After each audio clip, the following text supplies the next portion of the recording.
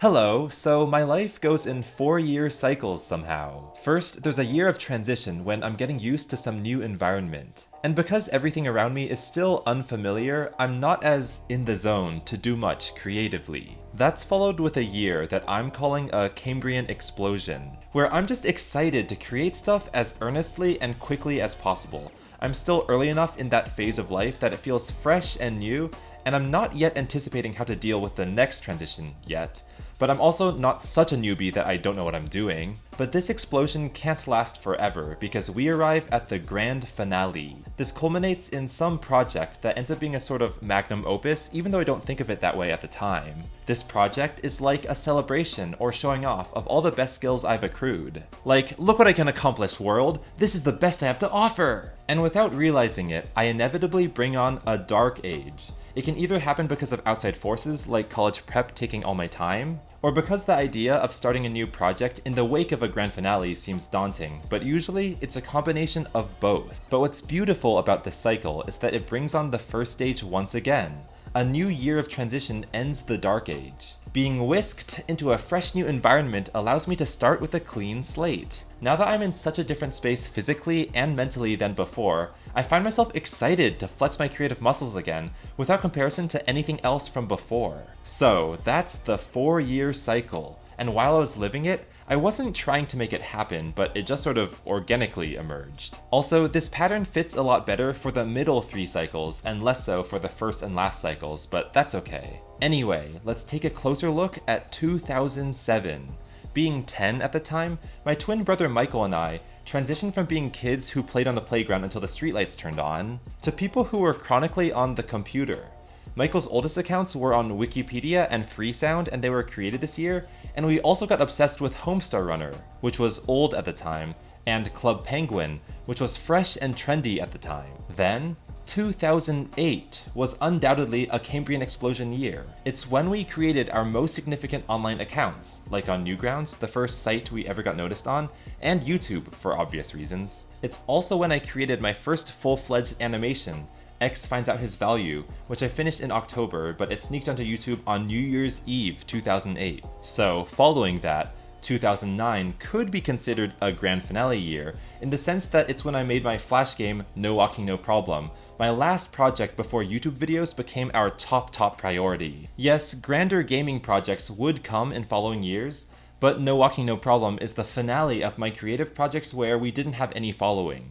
For the last time, I was completely unrestrained by expectations to make anything at this early stage, because January 2010 was by far the most influential month of my online presence. I don't want to go into the details of BFDI or Scale of the Universe, because I feel like they've been talked about enough elsewhere, but I do think it's remarkable that they came out less than a month apart, and still, 14 years later, they're the 2 things people associate with me the most. But yeah, it's clear that 2010 really doesn't follow the Dark Age pattern, like later Blue Years will. I think at early ages, like 12 to 13, you're growing up so fast that each year is fundamentally grander than the year that came before it, so Dark Ages don't really happen. Anyway, 2011 was the year that Michael and I transitioned from middle school to high school. That in itself was a big change. Some of our new classmates were now 18 and legal adults instead of 11 to 14. But also, Jack and Jellyfy grew from around 100 to 1,600 subscribers in that year. So we really were random nobodies on January 1st, 2011, to somehow role models for a niche online community by December 31st, 2011. Also, it's impossible to overstate the significance of Michael and I's personal channels this year, Carrie KH and Fernozzle. It's like gaining your own bedroom after a lifetime of sharing one.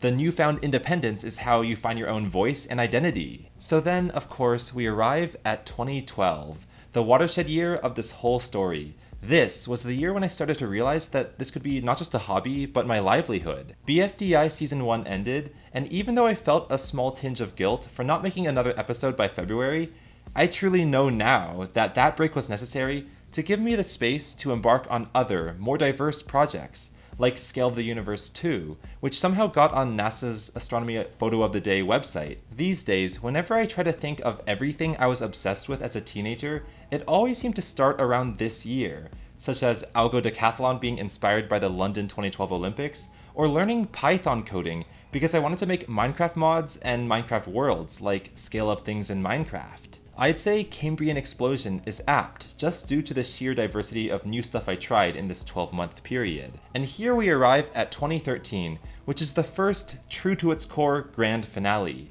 In August 2013, we released BFDIA 5e, and in retrospect, with all of its spectacle from the 3D Yoyle City to the Yoyle Tower climb, this was an episode made to impress. I can't lie, Michael and I definitely felt like we were in a friendly competition with the Inanimate Insanity crew at the time, so we definitely wanted to show all our best chops on the table. But with junior year of high school starting, and me signing up for 5 AP and honors classes to prepare for a good college application, it's no surprise that we'd have nowhere near enough amount of free time to make BFDIA 6 on par with our previous work. Anyway, that segues us well into 2014, which unsurprisingly was a dark age. I think the 1-2-3 punch of having 7 hours of school and 7 hours of homework a day, along with fandoms expecting half-hour short films for episodes around this era, along with Google inexplicably banning our AdSense on March 6, 2014, because they falsely believed we were viewbotting our own website, led to this year just killing all my motivation to want to create anything on the internet. I also did a lot of college prep this year, from taking the SAT and ACT to attending summer classes on how to write better college essays. Someday, I'd like to dive deeper into mental health issues like depression, but for now, let's keep it brief. I started the Photo a Day project on July 1st, 2014, as my way of saying that life cannot continue in the way that it currently has, so I'm starting a new project that gives me a fresh new day one. Anyway, this leads us to 2015, another year of transition. And what does it take to usher in a new spring after a winter? Something utterly dream-worthy, like getting accepted into Stanford, my dream school, which is an opportunity I'll always be grateful for and mystified that I got. But also, this spring wasn't just about college. It was also about this mindset shift we had, from shit, YouTube hates us, to, you know what, screw what they think. Let's make a new channel Abacaba anyway, and see if we can be successful there anyway, financially or creatively. And it kind of worked. But also, starting on September 15th, 2015, I lived on campus as a freshman, the first time I was truly on my own, away from parents, and allowed to spend every hour of my day however I wanted, a true transitional moment in reaching adulthood. And that brings us to 2016, which is, to this day, still the year that I felt the most creatively fulfilled, the most that I found my own voice, knew what I wanted to make, and actually made it. TWOW, Evolvio, Elemental 3, my take on special relativity, and even the AI boom near the end of that year, all of that happened within a 12-month span where I feel like I really became me. Because throughout my whole teenage life, every project felt like it was secondary to BFDI, but this was the time where I was like, no, let me put my all into whatever else captures my interest. And it worked. The stars somehow aligned and my personal channel blew up amongst CS enthusiasts my own age, and our AdSense ban also got lifted, so we were making a livable wage for the first time in 2.5 years. And our interaction with our community was just so lively, so active, and so fun. We were always in the Discord servers. A Battle of the Fantasy Foods led to a real Yoyle truck in New York in October. VidCon 2016 was our first IRL YouTube experience, and IDFB voting was a thrilling saga. It felt like daily there was always something fun for us to engage with. So how could this momentum ever slow down? Well, 2017 itself was a year of huge life experiences for me. Every 3 months I was living somewhere else. In the winter, I was feeling more and more disgruntled that Stanford classes and classmates didn't really want to make room for my creative projects. It always felt like I was butting heads with a system that wanted me to spend as much time as possible doing homework, applying for internships, whatever. So in April, I dropped out. I lived with my parents, but I couldn't stand this feeling of being a supervised child again, surrounded by the same 4 walls that I did when I was 5. So my brother and I moved down to Los Angeles in June. We spent the summer there, and in that time period, I met way more adults who were interested in my CS projects than I ever had before. YouTubers with millions of subs, machine learning engineers, venture capitalists, and even a few inventors. It felt like everybody of all ages was rooting for me to create more educational CS videos, and I did, culminating in this AI Replicates My Voice video in August 2017 that got 600,000 views in a week, which is not a lot by today's standards, but it was a lot back then. But then, silence. What happened? Well, I realized that living on your own without any structure is kind of isolating and directionless. If you don't know anyone in your city, nobody's gonna knock on your door and invite you to fun events, hang out, or work with you to make a game plan to get closer to your goals. You're like Courage the Cowardly Dog, lost in a sea of strangers. And I know I mentioned all those adults I met just a few seconds ago, but those adults were on a different track of life, and I felt like we were two ships passing in the night. So knowing that, I decided to come back to Stanford in September and do whatever it took to find community. And it worked. For the first time, I committed hours of each day to ski trips, K-pop dance clubs, difficult computer science study groups, etc. But as a result, my entire CS YouTube journey grinded to a halt, which is why I consider 2018 as a dark age. I know many BFDI fans will remark that early 2018 was actually one of the most active periods of the OSC, with classic BFB episodes dropping every 3 weeks or so. But for me, at this point, I saw BFDI as this giant moving avalanche larger than me at this point, and my own creative journey, the CS stuff, was more personal. Now, as much as I have regrets about how 2018 went down, I will say it's the one year when I really forced myself to have the full college experience. Bar hopping and getting drunk, being in a fake fraternity, doing all this dancing with other friends, whatever. So was 2018 really a dark age? It's hard to say. What I can say though, is that 2019 was another period of transition, graduating college. And in the same way that 2014 felt like me forcing my kiddie self to grow up, so did 2019. I applied to software jobs for the first time, at Amazon, Google, Reddit, etc., but I failed a few interviews, lol. I ended up doing a 10-week internship at TELUS Inc. in San Francisco as an AI engineer, helping make healthcare devices that plug into the wall that use radar to measure health metrics of elderly people, so doctors can keep track of them and they can live longer. Then, I studied abroad in Kyoto, Japan for the last 3 months of the year. I even applied for a master's program at Stanford and got in. So you might think, wow, Big Kid Carrie is doing big kid moves. But to be brutally honest, I've always feared a part of growing up, and this year was by far the hardest pill for me to swallow. If 2014 was like catching a glimpse of depression as it passes by, 2019 was like staring at it face on in the mirror. I saw so many therapists, got so many treatments, and I don't want to go into all the details. And also, I don't want to sound super mopey when I recognize that fresh out of college, I was still so much more fortunate than 99% of people on Earth. Even obtaining a Stanford CS degree put someone in a super privileged position, but I, on top of that, had a successful YouTube presence that meant I could choose a CS career if I wanted to, but I also could choose not to. Still though, I just couldn't accept the fact that the sense of community that Stanford had built for me, that dormitory family that said, Ohana means nobody's left behind, had all vanished in an instant. And all my years of advocating for YouTube and self-reliance and being your own boss. What had that really earned me? I didn't know where to go after this. I knew how to make money, but I didn't know in what physical world I could belong.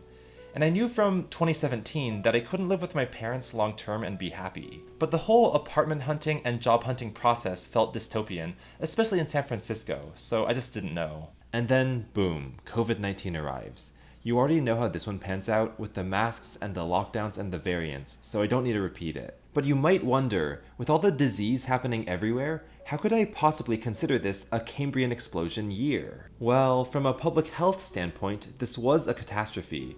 But in the online space, so many communities flourished here because everyone was locked inside with nothing better to do than watch YouTube videos and Twitch streams online. For me, I dropped out of my master's program after realizing online school was shit, and Michael and I took this opportunity to start making weekly videos on Jack and Jellyfy for a full year, the first time we'd ever been so consistent. And it did pay off, with our channel growing from 600k to 900k. It was fun to play the YouTube game for a while, and latch onto huge trends like Among Us. But for my personal story, well, I had spent most of 2019 thinking, the post-college world is so cold and transactional. Why did I squander those last 4 years of college fun? But the tumultuousness of 2020 told me in a bittersweet way that the universe is just pure chaos. You can never know what lies ahead. People in college now are losing 2 years of their college fun, and they did nothing to deserve that. So as horrible as it was to see this whole world reeling in a pandemic, it taught me a lesson that nobody is owed a seamless transition into adulthood. You can play all your cards right and still have a wrench thrown in your system. Anyway, that was 2020. The next 4 years have comparatively gone by in a blink of an eye. 2021 was yet another grand finale year, with BFB 30 wrapping up a 4-year season at a record-breaking 43 minutes. After making 14 episodes in a year, I think it was time for a well-deserved break. A year-plus hiatus was inevitable. But also, 2021 was a grand finale in another sense, in that I finally went to Chile to see a solar eclipse with my own eyes, capping off my regrets from missing the famous 2017 eclipse because I overslept my flight to Illinois that year. Was 2022 a dark age? From the YouTube sense, yes, since only one BFDI episode came out, Teapot 2. But I also learned a lesson by posting a viral 12 million view TikTok of me popping emojis. And what was that lesson?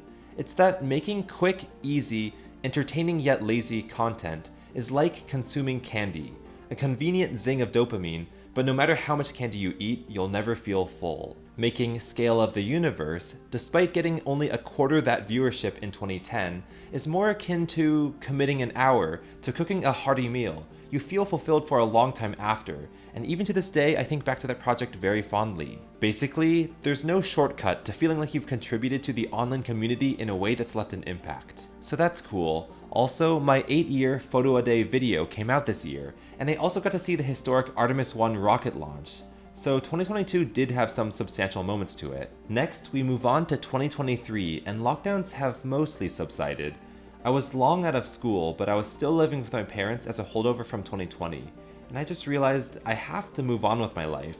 I have to start mixing with the outer world again. I don't want to repeat 2017 summer, but I also have to do something. I have to be on a path leading somewhere. So I moved to Los Angeles again, but this time set up a real-life Jack and Jellyfy office. It's delightful in a way that this makes 2023 yet another transitional year. It's the first time I'm working with a large group of other people on YouTube projects in person, on a large long-term scale that repeats month to month. New ways of life, like driving in LA, paying rent repeatedly, and connecting with friends without the school system as glue to hold us together, it's all just a new phase that I'm getting used to. So all these years that take on the form 4n+3, like 2011, 2015, 2019, and 2023, that's just when the environment around me keeps changing, like clockwork. But what all this means is that technically, this current year of 2024 is supposed to be a Cambrian explosion year.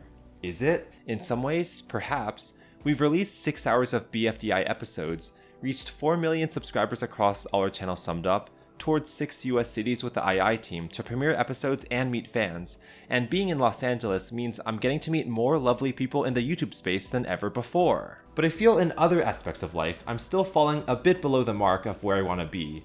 I can't quite recapture that unsatiable spark for coding projects I had in 2016, and well, I also feel like I'm just getting a bit too old to be in the zeitgeist of what's happening, especially when it comes to the bleeding edge of AI, like while I was at Stanford. Overall though, it might be like studying US history. You can't analyze current events because there's so much present-day bias in the mix until a few decades pass, and the events start coalescing into the overarching story of the US. Maybe 2024 is that way in the story of my life. I don't know how I'm going to interpret it years later, when a whole nother 4-year cycle has passed. So that's the end. That's the story of how my life goes in 4-year cycles. What are some key takeaways? Well, one is that transitional years line up with a change to my physical location. Middle school to high school to college, college to COVID lockdowns, and COVID to Los Angeles. Whereas all other 3 types of years tend to be caused by internal feelings in my brain, like excitement or exhaustion or satisfaction. More interestingly, Cambrian explosion years tend to line up with US election cycles and years with the Summer Olympics. This isn't entirely a coincidence. Perhaps it feels like the wider world goes through these turning points because of all the talk about policy and athletic camaraderie. The whole human race is talking to each other on a grander scale during these years, and I'm just riding the momentum of that wave. My Olympics-inspired algo decathlons in 2012 are the best example of that. Secondly, I am aware of concepts like confirmation bias, cold reading, and apophenia. That's where if you take anything messy and try to find extremely general patterns in it, you're bound to find something even if it's not statistically significant or meaningful. For example, a psychic predicting that someone in your family has chest pain because heart disease is such a common cause of death in the US. And on this chart, a year of someone's life is bound to have tumultuous highs and lows no matter what. So if I wanted to say, my rule decrees 2022 must be a dark age year, is it?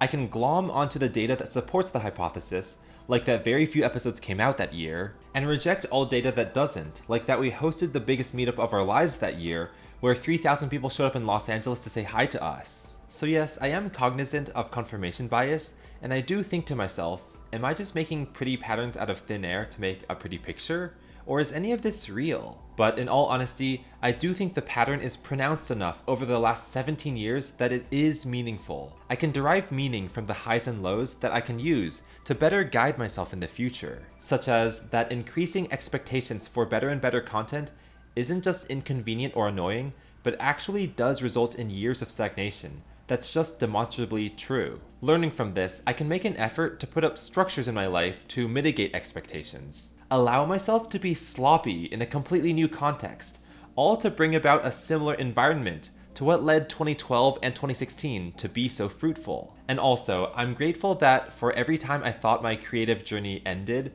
some larger force was able to jostle things up and allow me to start afresh. Thank you viewers for sticking around for so long.